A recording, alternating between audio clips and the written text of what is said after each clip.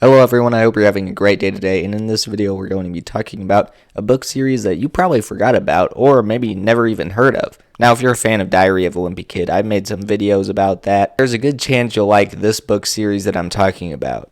And that book series is Timmy Failure. It consists of 7 books, well actually 8. I think they made a prequel one called like Zero to Hero or something. I've never actually read that. The author and illustrator is Stefan Pastis, who's also the creator of the comic strip Perils Before Swine, if you're familiar with that. Now the thing about the Timmy Failure series is it's pretty underrated, and as I said, if you're a fan of Diary of a Wimpy Kid, you would probably like this. The thing though is there's so many books that are realistic fiction about kids, usually in middle school, maybe elementary, that are comedies. And you can't really tell by the cover that this is something unique, something special, something that's up there with Diary of a Wimpy Kid. There literally isn't even a Wikipedia page about any of these books. But as I said, there's so many books about just kids that are realistic fiction and comedies. They did a series with Big Nate, and there's just a ton of other ones.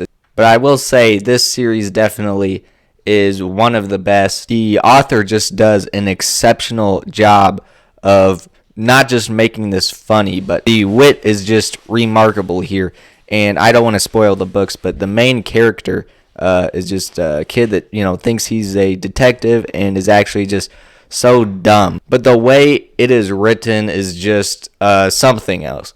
They also made a Disney Plus movie in 2020 based off of the first book, which, as far as streaming movies go, it's pretty okay. I don't think the type of story here translates that well into a live action movie, but for what it is, I think it's okay, and especially the kid that plays Timmy just did a really good job, and Wallace Shawn is also in that movie, so it's pretty good. The thing that's so crazy about these books is that the first 6 just do a really good job of being a well-written story that's funny and just very well written, but the 7th one does something that I did not expect, because as the conclusion to these books, it's not just another funny book, it is actually a satisfying ending, which is something that I never would have guessed they could have done with this series.